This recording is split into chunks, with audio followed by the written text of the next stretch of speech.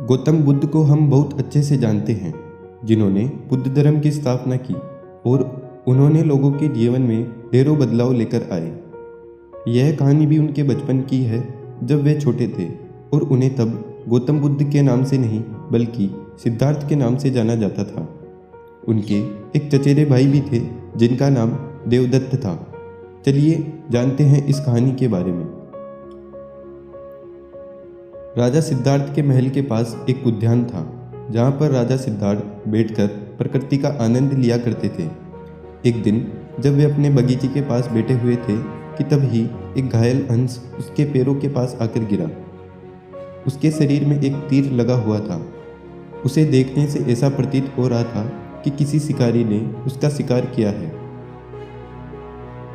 हंस को तकलीफ में देखकर और उसे यूं फड़फड़ाते देख राजा सिद्धार्थ का दिल पिघल गया और उन्होंने उस हंस की सहायता करनी चाहिए। उन्होंने सबसे पहले उस हंस के शरीर से वह तीर निकाला और घायल जगह मलहम लगाकर उसकी पट्टी की। यह सब करने के बाद देवदत्त कुछ खोजता हुआ सिद्धार्थ के पास आया।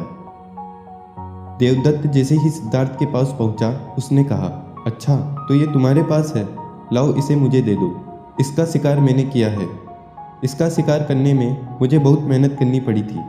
इस पर मेरा अधिकार है। देवदत्त की यह बात सुनकर सिद्धार्थ ने उससे कहा, नहीं, यह हंस घायल था और मेरे पास आया। मैंने इसकी मदद की और उसकी जान बचाई, इसलिए इस पर अधिकार मेरा है। दोनों भाइयों के बीच उस हंस के अधिकार को लेकर बहस होने लगी। अब वे जानना चाहते थे कि उस हंस पर किसका अधिकार ज़्यादा है। ऐसे में उन दोनों भाइयों ने निर्णय लिया कि वे दोनों राजा के पास जाएंगे। सिद्धार्थ के पिताजी कपिलवस्तु के राजा थे। वे दोनों राजा के पास पहुंच गए। राजा के पास पहुंचते ही देवदत्त ने सबसे पहले कहा, महाराज, इस हंस पर सबसे ज़्यादा अधिकार मेरा है, क्योंकि मैंने इसका शिकार किया है। इस वजह से आप सिद्धार्थ से कहिए कि वे यह हंस मुझे दे दे।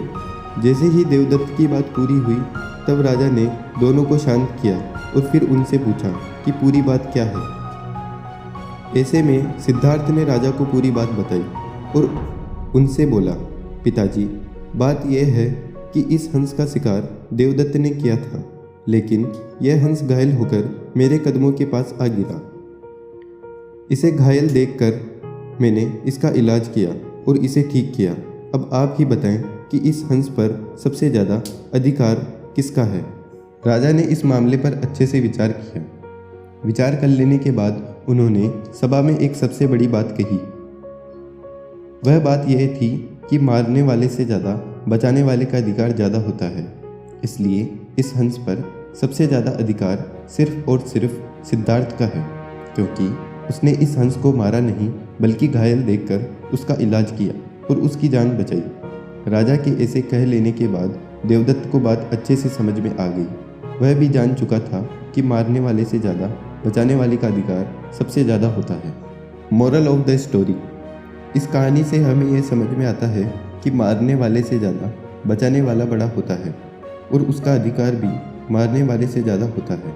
इसलिए हमें भी दूसरों की मदद करनी चाहिए और परेशान लोगों की सहायता करनी चाहिए। ऐसा करने से हम अपने आसपास के समाज को अच्छा और बेहतर बनाते हैं। एक अच्छा समाज ही एक अच्छे देश की पहचान होती है। इसलिए आप भी आज से प्रण लीजिए कि आप भी दूसरों की सहायता करेंगे।